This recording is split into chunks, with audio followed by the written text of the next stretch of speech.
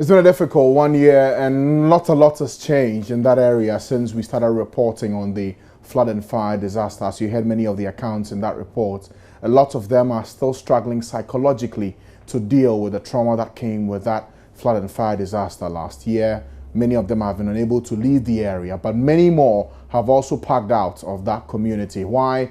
Because they cannot deal with the memories that they've had to live with over the past 12 months. Still talking about flooding here on the show, and the National Disaster Management Organization is warning of imminent flooding in Tema Community 5 as private developers are filling the Sakumono Lagoon, can you imagine, with gravels in order to reclaim the wetlands for building. Nadmo, in its risk assessment this year, is projecting some 7,000 people to be affected if the area is flooded. Last year, scores of residents slept in the open after they were displaced by the floods. My colleague Kwetenate reports that some erected structures have begun feeling the pinch with the onset of the rains.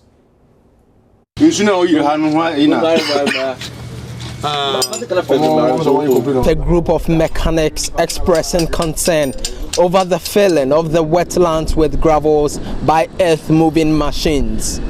They've been observing activities of heavy-duty equipment leveling heaps of sand pushed into the Sakumono Lagoon. This area was worst hit by floods which submerged houses to the waistline.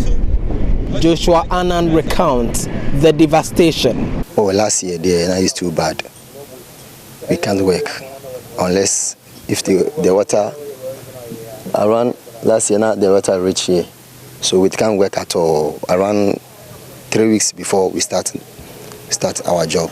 I'm here at Aponche Clinic, a suburb of Tema Community 5.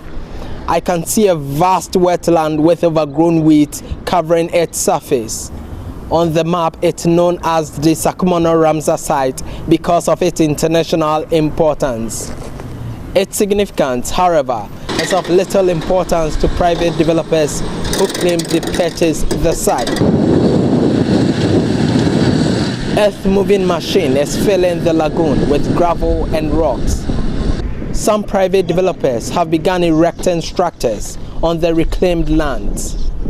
Portions of the lagoon look brown following the pollution, but last week's rains exposes how vulnerable residents are, as flood lines are still visible on many houses here.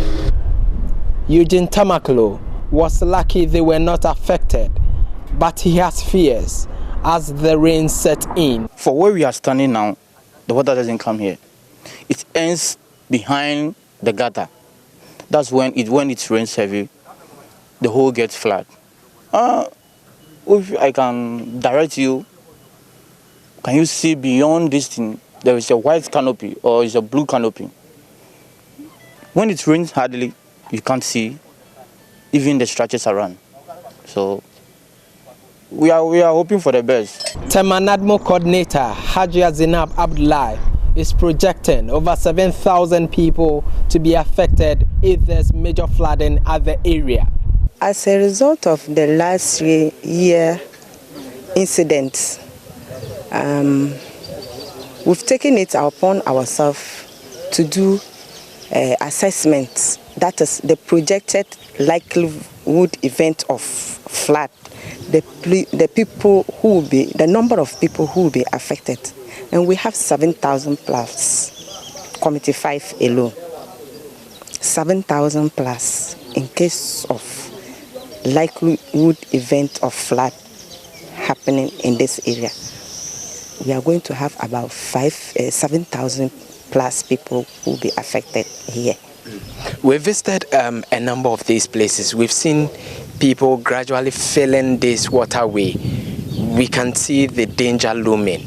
Who is to blame? I don't know. Tema is having a peculiar situation. We have the TDC, we have TMA, and we all know the custodians of lands in Tema. That is the TDC. And it is individuals or companies who are busy filling the lagoon, which is supposed to contain the water coming from the upstreams and the community. You and I know, in our community, everybody is having a, what do you call it, concrete in our houses. So when the rain sets in, it has to find its way to the lagoon. In the lagoon where the water is supposed to collect, we are busy filling the place where the water is to gather and settle down. I am afraid if the authority don't do something about it, it's like all the attention is in Accra. And if authority don't do something about this, they don't stop the individual, the company that are busy filling the lagoon, which is supposed to contain the water, we are going to have major disaster in Tema. Chief Executive of Tema Metropolitan Assembly, Isaac Ashai Odamten, says the practice has come to their attention and they are mapping the area to identify the encroachers. Indeed, we are very, very concerned. We are concerned for two reasons. One, the fact that human lives are at stake in this exercise. And two, the fact that we have a collective responsibility to protect the Ramsar. The Ramsar is an important ecological site for all of us, not only for migrating birds, but also for the fact that the place holds water during the rainy season. The low-lying area of our community takes water from Eburi Mountains, Adenta, Ashaiman, and so the rate at which we see people filling and depositing building debris into the Ramsar area just for them to reclaim land is worrying, and it has come to our attention. What we have done is to now map out the Ramsar site and identify the reservation along the Ramsar and see all the encroachers. Already we've done that in the eastern side. Very soon you would see the assembly grading the precincts of the Ramsar, and that is going to be the starting point. But of course it's a worrying development, because when the floods come, it's going to get worse. Because once you fill the low-lying areas, you're pushing the water into the other parts of the town. The immediate to medium term should be a critical look at desilting the Sakumo Lagoon so that it will increase its water holding capacity.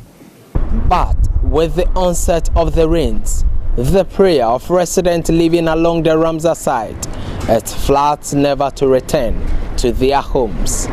For Joy News, Kwetenati, Tema. A number of key questions come up. So if Nadmo knows that this is a clear and present danger for the people in this area, Tema Community 5, why are they not clamping down on them? Why are we just raising the alarm and leaving it there? We can speak to the coordinator for the National Disaster Management Organization, Zinabu Abdullahi, for more on this. Good afternoon to you, madam. Good afternoon. Good afternoon to you. And thanks for joining us here on the program. I was asking that you've already identified this to be a problem. They reclaiming the lagoon is recipe for disaster. Yes, it's good to know the problem, but how come you've not been able to clamp down on these individuals to stop them from constructing there? Yeah, thank you very much.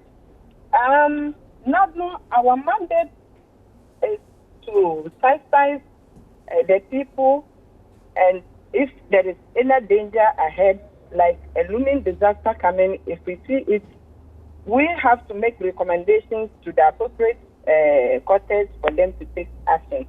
We work under the assembly. So if we see any danger that will cause disaster, we have to notify the assembly for them to take action. And that's exactly what we have done. Okay, so when you notified the Metropolitan Assembly of this challenge, what did they tell you? Yeah, as at yesterday, the assembly has taken action. They have stopped the encroachers. They have asked them to hold on. If they have anything that they want to do, I think they should come to. The assembly has referred them to bring anything, documentation that they have. Because looking at it, what is happening there, our investigation has revealed that the encroachers don't have permits from the assembly first of all, in which anything that they want to do, they should have gotten the permits from the assembly, and they don't have. So assembly has asked them to bring their documentation to show that they have given them permits to go ahead and do whatever they are doing there.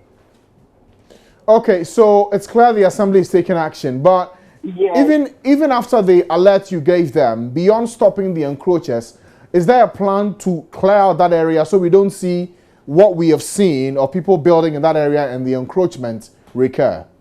I think that is left for the assembly to do whatever they need to do to prevent the place from flooding. Are you satisfied with what the assembly has done so far? I am satisfied because once the assembly has stopped the encroachers, when you go there, you will not see the excavators like last week where you went there and there are excavators, there are tipper trucks to moving in and out. Today when we went there, my national coordinator visited the place this morning. When we went there, there was no excavator working, there was nothing working. After that, we went to visit the MCA and he has assured the national coordinator that they will make sure that those encroachers would not be allowed to continue to do whatever they are doing there. Okay, that should be good news. But thank you so much for speaking to us this afternoon. The Nadmo coordinator for Tema, Zainabu Abdullahi. So after the story has been put out, it's clear the assembly has moved into action in stopping the encroachers from constructing their houses on the lagoon in Tema Community 5. I just want to go for a break. When we come back, we'll tell you about some developments in Teshi. We're learning of a robber who's been gunned down by the police. We'll bring you details. And also what we have in store for you on your election headquarters. Details after the break. Stay with us.